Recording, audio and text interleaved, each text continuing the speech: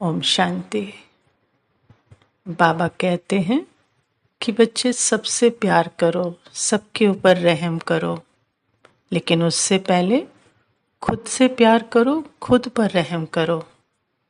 क्योंकि जो खुद से प्यार और खुद पर रहम नहीं करता वो दूसरे से भी प्यार नहीं कर सकता, रहम नहीं कर सकता। तो कैसे खुद से प्यार करें, खुद पर कैसे रहम करें? तो जैसे बाबा हमको कहते हैं ना कि बच्चे तुम मास्टर सर्वशक्तिवान हो, या बच्चे तुम पवित्र आत्मा हो, तुम पूज्य आत्मा हो। तो जैसे ही बाबा ये संकल्प देता है आत्मा को, क्योंकि आत्मा तो यही है ना, तो उतने ही फोर्स से मन क्या करता है, उसका विरोध करता है। मन में जो सारे जन्मों का पाठ जो है वो संस्कारों के रूप में है, जो संकल्पों के रूप में सामने आता है। तो मन विरोध करता है, वो कहता है तुम तो ये नहीं हो, तुमने तो इतने अपवित्र संकल्प किए हैं, इतनी अपवित्रता में गई हो, तुम तो इतनी कमजोर रही हो। तो वो इसका ऑपोजिशन में आता है इसके, क्योंकि वो जितने पाठ हैं वो सारे मन में हैं। तो आत्मा ने उस पाठ से अपनी पहचान बना ली थी, तो अब उसको वही पहचान जो है उसको आती है बार बार।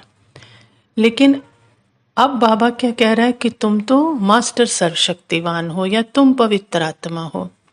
तो बिल्कुल ऐसा ही है जैसे कोई एक्टिंग करता है ना फिल्म में। एक्टर तो अलग होता है, लेकिन उसको पार्ट मिलता है। मान लो बहुत बहुत करोड़पति है, बहुत अमीर है, लेकिन उसको पार्ट मिलता है भिखारी का, उसको पार्ट मिलता है डाकू का।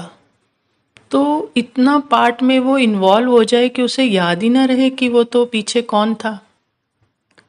वो भूल जाए अगर, तो वो अपने आप को क्या समझने लगेगा, डाकू समझने लगेगा, है ना। तो या भिखारी समझने लगे।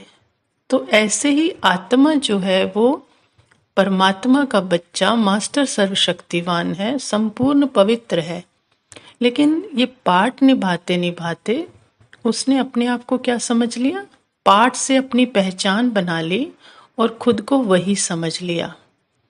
अब वही समझने की वजह से वैसे ही संकल्प आते हैं कि तुम ये हो, और बाबा सत्य स्वरूप की पहचान कराता है कि तुम तो ये हो, मास्टर सर्वशक्तिवान हो, पवित्र हो। तो अब अपने ऊपर रहम क्या करना है कि जो मन ये पाठ अनुसार, जो 63 जन्म के पाठ थे उस अनुसार, पुराने संस्कारों अनुसार जो संकल्प देता है, जो शोर देता है संकल्पों का, उससे बिल्कुल परे जाना है। और बाबा जो संकल्प दे रहा है कि बच्चे तुम ये हो, उस संकल्प को पहनना है, स्वरूप में लाना है। ये संकल्प जितने भी आए, पास्ट से मेमोरी आए, फीलिंग आए, इमोशन आए, इसको मैं नहीं कहना, ये पाठ में था। तो मैं तो पाठ से अलग आत्मा बाबा के साथ हूं, और बाबा जो संकल्प दे रहा है और बाबा जो कह रहा है मुझे वो सुनना है। वो मैं हूं ही, जो बाबा कह रहा है वो मैं हूं ही, अभी ही हूं। तो ये है अपने ऊपर रहम करना और अपने से प्यार करना। और मन जो कह रहा है वो मनमत है, इसी को मनमत कहते हैं।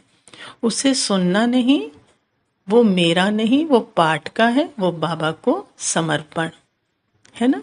जब ऐसा अपने ऊपर प्यार और अपने ऊपर रहम करेंगे तो फिर दूसरी आत्माओं पर भी प्यार और रहम कर सकेंगे।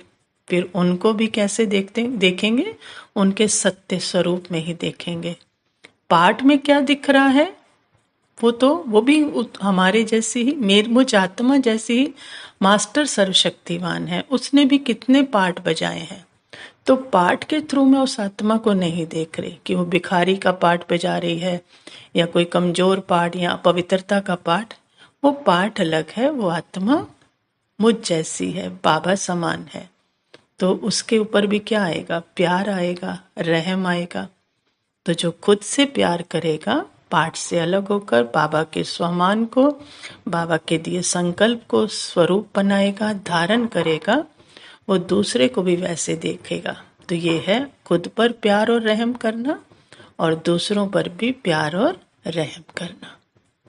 ओम शांति।